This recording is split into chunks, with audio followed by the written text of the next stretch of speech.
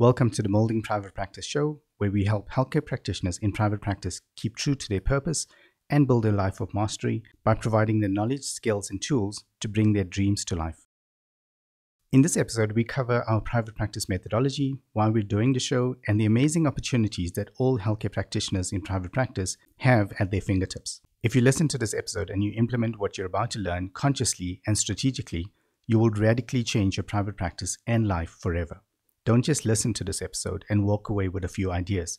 Really listen, take some notes, make a plan, and implement what you're about to learn. This can change everything. Let's start the show. Hey, Shaz, ready to go? Morning, Oliver. Yes, I am. Okay, sure. So we're finally doing this.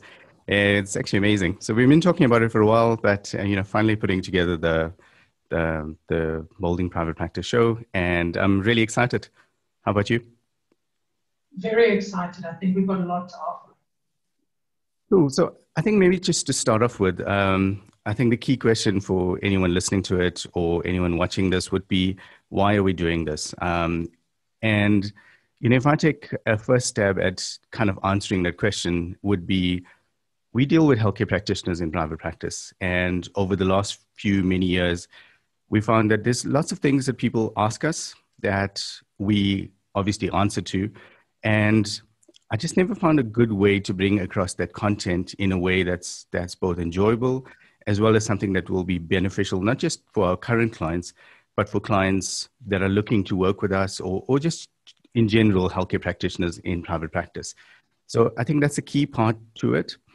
And then I think over and above that, it's also an evolution of going or in the industry itself is the way we're evolving would give a good indication to any prospective clients looking to work with us in terms of how we actually learning and how we doing this. So I think that's quite a key thing as well, because when we first started with this, obviously we just started, from a software perspective, but we learned a lot, obviously speaking to many healthcare practitioners, doing many workshops, doing many conferences, and many phone calls, and then kind of putting all of that experience and looking at it and saying, okay, so I think this is the way it should be. I also want to say by doing something like this, we by no means, and we always say this because honesty and integrity is one of the key company values that we have, is we'll never profess to know everything. I think we're learning as much as we can, but the one thing that you can always get from us in terms of a team would be the honesty part. And if we don't know something, we'll definitely find it out and give the client or the prospective client the best answer based on the information provided. And I think that kind of resonates with everything in life. I mean, there's no one that knows everything. And life always seems to throw you a curveball at any point anyway. So I think it's a good story in terms of evolving. No, very much so. I mean, over the last few years, we've definitely learned a lot more in the last few years than we did when we came in. So every day there's something new to learn, and hopefully we can take that information and assist healthcare practitioners with just getting to where they want to be within their practices and helping with whatever information they might be looking for to ensure that their practices are successful. Yes, I agree with that. So let's start with the methodology. And I use methodology because, almost all of our clients have at least 2 degrees. So it's kind of a good way to put across how we work and what we do, because normally you come up and you come up with this hypothesis, even in therapy, and you kind of think it's going to be like that based on your experience, based on how the client is presenting. And then it kind of, you go down a certain path and you see, whether this proposed action plan is working for the client as well as for yourself. So if I liken that to pretty much where we are as a company, when we first started, I've said the story a few times throughout the conferences, but the reason I got into this more than 10 years ago was because I saw the challenges being faced by my own wife, who's a clinical psychologist. And it seemed apparent to me because obviously coming from an IT background and then later on a business background and then later on a more entrepreneurial background, is to kind of say, okay, but you're struggling with many of the issues that a normal business owner would struggle with anyway. And it didn't appear to me almost immediately because I didn't realize, and neither did our clients actually, and maybe still don't realize, that as soon as they went into private practice and as soon as they got that practice number, they were then in business. And as soon as they made that switch into business, a whole different dynamic kind of opened up. And by that, I mean the dynamic in terms of a business owner. And being a business owner is not just, okay, this is just a different way of billing, because that's just the start of the issues. There's so many different hats that a business owner has to put on in terms of having a successful business. And I think, anyone can start a business, like anyone can start a private practice. But when we start talking about the success part of the private practice, normally that means a certain amount of revenue per month, or that means a certain number of patients that the practitioner deals with. And that's not an easy thing then to get right, because practitioners struggle for many years sometimes in terms of getting that. So when I started looking at Ingrid, my wife's practice, and I started seeing some of the challenges she was having, what became quite apparent was that she needed tools to be able to help her. So that's kind of how we started with the journey, and came up with the best software. And obviously that's my IT hat, and like software can solve everything. And after a few years of trying that, or trying to convince clients actually the software will solve everything, I realized actually it doesn't. And that's where the managed services or consulting based approach came in. And we said, okay, let's do more. And it kind of got spurred on by clients asking us, or telling us actually, that the software is amazing, but I just want someone to answer the phones for me. And, I could never answer that question. And so we kind of evolved into a model where it's a managed service, so we manage that. And then going further is, how do we make that private practice non-time based? Now, I think with many of our clients, as soon as they transition into a successful private practice, which means that they have the clients that they want per month, or they have the revenue that they want per month, what they often find is that they're constrained by the time. And this kind of starts showing, especially when life changes. And by that, I mean when, either they get married or they have a child. And then you find that you don't have as much time to spend, 8 hours a day or 10 hours a day on your private practice. You kind of have to be selective about the time. But you don't also want to jeopardize the income that you're having. So what we did was we evolved the model further to having solutions where it's a non-time-based practice. And so when we talk about methodology, the methodology is, firstly, you need to be a healthcare practitioner in private practice. And the reason that that's important is because healthcare practitioners are in the business of serving people. And the one thing that's amazing about them is the fact that they almost very early on have this inclination of what they want to do. I'm actually quite envious about that, but they have this core purpose. And, we've asked many people, and they always say, I always knew I wanted to work with children, or I always knew I wanted to work with this particular, aspect of healthcare.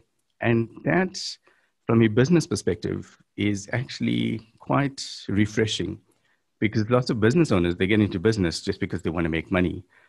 With the clients that we deal with, actually the core purpose is already solved, because they already know what their passion is. They already know why they want to do this. The difficulty part, it comes with how do you manage it and how do you grow it, and how do you know what's the best thing to do? And so that's the easier part. So coming back to the methodology, it has to be a healthcare practitioner in private practice for the reasons of purpose and passion and making a difference in terms of community. And then in private practice, because obviously then they're dealing with the business aspects. If they were working for someone else, or they were working in a government organization, then normally the salary part or the financial part is catered for. So it's just a job. Over and above that, so as soon as that person becomes a healthcare practitioner in private practice, then the question is, how do they grow a successful private practice? And I'm defining success as a certain amount of revenue per month, or a certain number of patients that you see per month. Once you're at that stage, the next level to that is how do you grow that same income or that same number of patients to something that's not purely time-based. And that's a huge evolution in terms of the industry, I think, at the moment, especially with this year, with the coronavirus pandemic. But that's something we've been talking about for many years. And it's the way, I mean, it's the way we run the business. It's the way we think the industry is going to go to. And this year kind of validated that from the perspective of, I think, healthcare practitioners are a lot more aware that that's the path that they need to be on as well. So to summarize, I mean, that's our methodology. So it's multiple levels, but what we aim to go through in terms of this this content is to be able to show people, firstly, how that could be done, what products and tools and resources you could use, and then showcasing some case studies. You know, we've worked with many clients over the last few years. They're all at various stages of their private practice, and I mean, we're all on this journey. So essentially, it's looking at their practice at a certain snapshot in time, and looking at it and seeing, can I learn from this? The obvious benefit to this as well is that if anyone is considering going into private practice, it could become almost an invaluable resource to look at the content that's out there, to look at people that are already doing this, and then going with that. Oliver, you're 100% right there with the methodology. But one of the reasons we also chose to work with healthcare practitioners in private practice is, like you said, they are service-based. Their core drive is to help people and to better the environment and the communities around them. But on top of that, what we started finding out was you spend all these years in university learning to be a healthcare practitioner. Then you do your community service, and invariably most practitioners start working for somebody else. In all of this time, not one lecture or subject covers how to run a business. So a lot of practitioners, when they start their private practice, wind up spending more time on admin and try to fumble their way through the business side of things, and it takes away from their core purpose of being a practitioner and helping people. So through the consulting business, what we've been able to do is to help practitioners get back to their core purpose, which is helping their clients and helping their patients, whilst somebody assists them to get the business side of their practices running, so that they have the time after work to spend with the family instead of sitting, like you said, till 10, 11 o'clock at night, trying to get the admin up to date. And I think at the end of the day, the easier it becomes for practitioners to do what they love doing, the better it becomes for their patients, the more well-rounded, good service that you can give to your patients from a therapeutic point of view, the better it suits your life purpose and goals. Yeah. So just to expand on that a little bit, I think, so the opportunity in terms of what healthcare practitioners bring to life and to their communities, I think they're almost unsung heroes from that perspective. And I kind of go back to the point I was making earlier in terms of their purpose. And not many people have that purpose, and not many people have the purpose of being able to serve others and make people better. And that's what healthcare practitioners do. I mean, whether you're a psychiatrist, a psychologist, an OT, a physiotherapist, a dietitian, a chiropractor, a speech therapist, an audiologist, a GP, they're all in the business, or they all have the sole purpose of making people's lives better in different aspects. And I don't think there could be a more honorable profession than that. And I think when I come back to the opportunity that they have is, we, over the years, have been telling practitioners, actually, you don't have to choose between having a successful private practice or having a certain amount of income and being able to serve people. You can have both. And when we started saying this, you know, we always got these quizzical looks, as in, really? I mean, I don't think so. And I think over the last few years, we proved that that actually could be the case. So the opportunity, you know, if I talk about that, is that healthcare practitioners can serve a lot more people doing what they love doing, and they don't have to sacrifice from a financial perspective because they could have both. They could have the financial revenue that they actually want in their private practice. They could work the number of hours that they do want to work, as well as serve a lot more people than they probably think that they could, in terms of maybe just thinking about their private practice in a different way.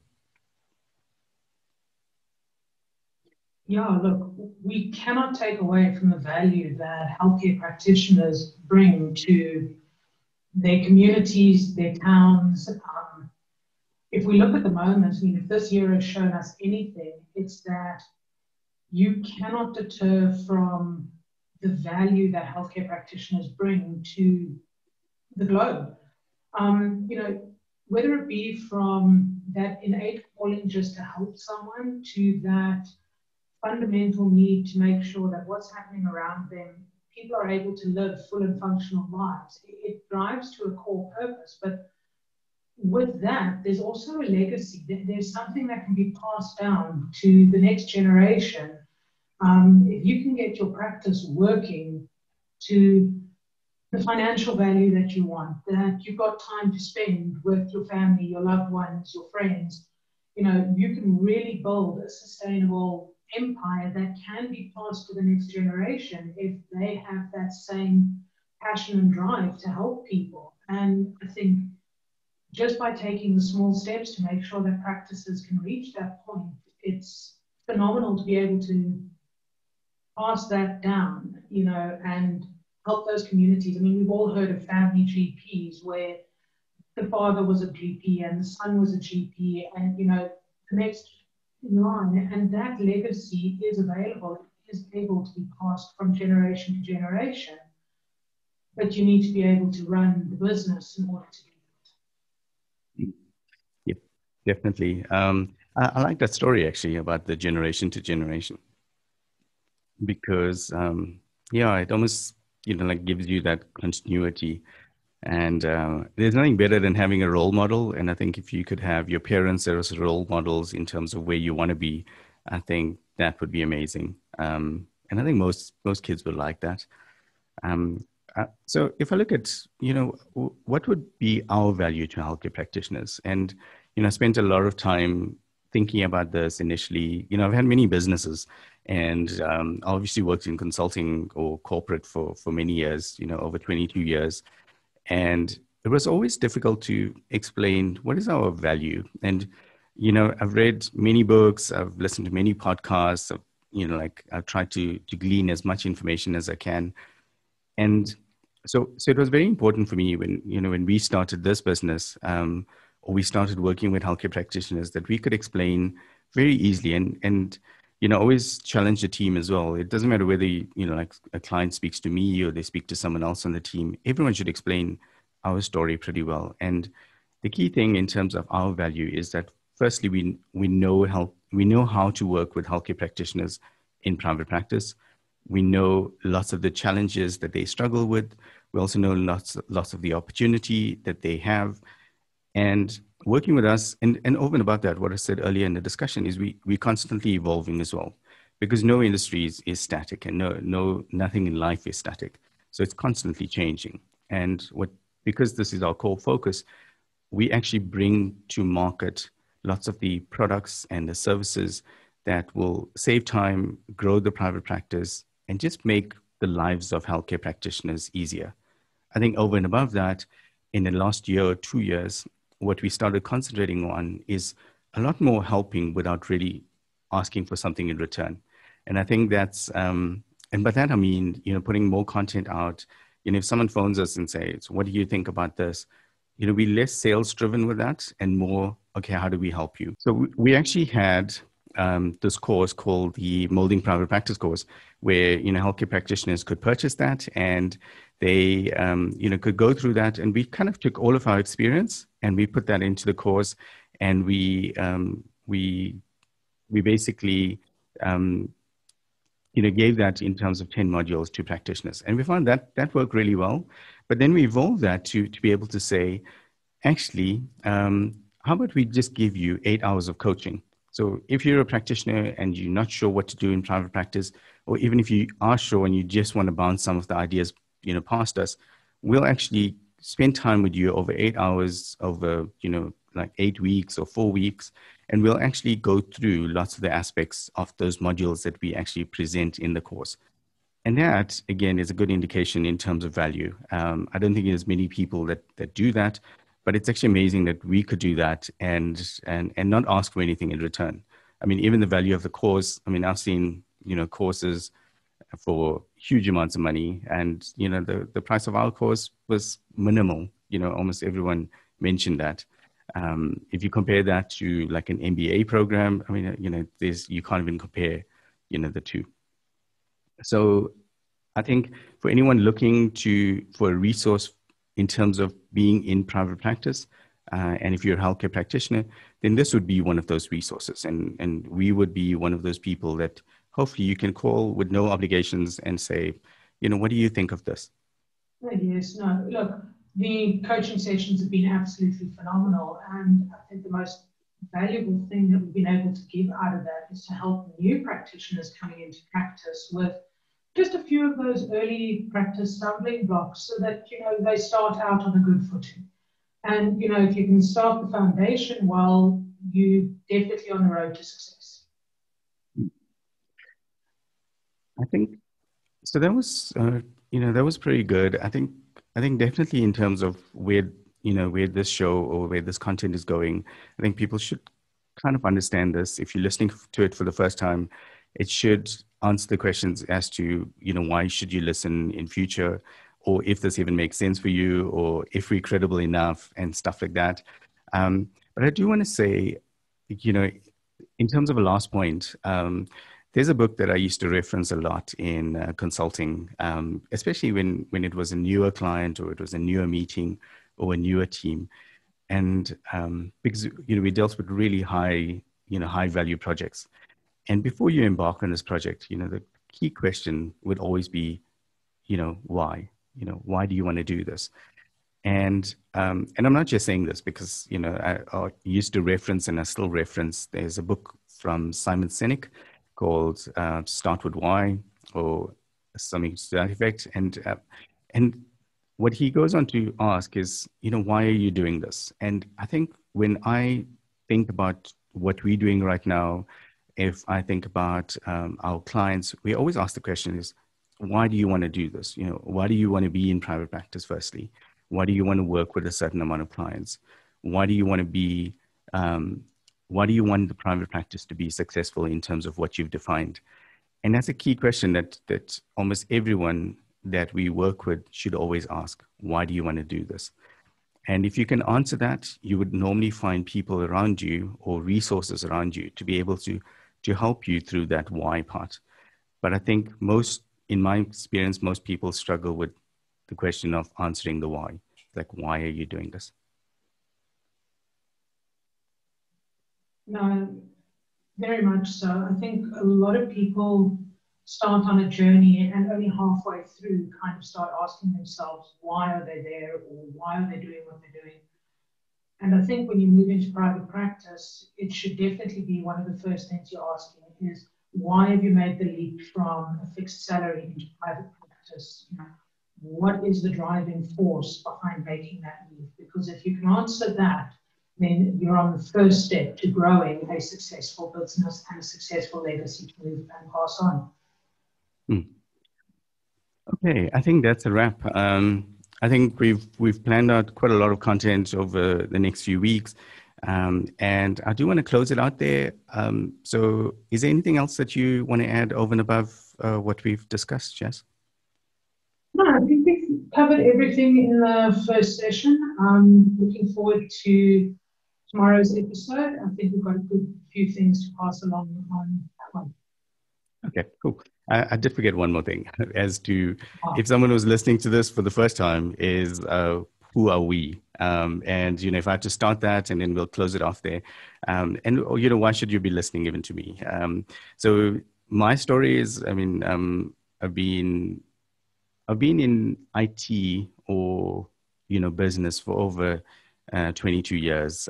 We've been running this business in terms of healthcare practitioners for over 6 years. And so, from a little boy, I always was fascinated with computers. And I'm actually envious of like my two kids, who have so much of exposure to like technology devices based on the world that we live in. But when I started, which was grade 5 or standard 3, as we used to call it, it started this journey of creating stuff. And from the development background, that's always what I knew I wanted, because at that time, my second passion, actually my first passion, because I didn't realize about, I didn't know about computers, was video games. I mean, from the first time I ever saw an arcade video game, that was it. I was sold. So when I saw computers, my first thing was like, how do I develop games? Because that would be the ideal life. So when I started working, obviously I didn't develop video games. It's just not how the IT industry works. Started in a development background and then kind of grew through the ranks of management, purely because, people figured out I could communicate reasonably well. And, if you could communicate with clients, then automatically that made you a manager, which is actually not the case, but that's how the industry was. And that's kind of how it went. And then when I was at some stage, obviously, with being married and, having children, and maybe even before that, you start realizing actually, earning a certain salary is not just it. Well, it wasn't it for me. So it was more about, how do we create more? How do you design the life that you want? And I'm pleased to say pretty much where we are, it's on that right trajectory. We have a set of company values that resonate with me, which we can probably speak about in other, shows. But, and then I'm kind of, we're building a team that kind of resonates with that, the whole, birds of a feather kind of flock together. And it feels good to be able to do that in terms of serving the clients that we want to serve, having the team that we want to have, and then being almost true to that purpose. And that's the part that resonates maybe with our clients as well, is because they have a true purpose. They have that purpose in mind. So if we can almost marry those two in terms of our purpose and their purpose, we hopefully have a match made in heaven then. Well, I think we should have a match made in heaven. If you look a little bit at, me and who I am and where I come from a young age, I liked being around people. I liked being able to talk to people about everything and any subject under the sun. And I like being able to help people, which is kind of strange because I wind up going into the bad debt industry. And everybody goes, well, how can you want to help people when you're in debt collection? And something resonated with me on the fact that, people don't willingly go into debt. Something happens, which is why somebody doesn't pay an account. I've worked with teams of attorneys and I've run large teams at legal firms that have collected for companies like the JD Group, Old Mutual, Netcare, and Life Hospitals. And one of the most fundamental things that we found is, from a debt collection point of view, the moment you put a little bit of heart into that, you get results and people start trying to make the payments.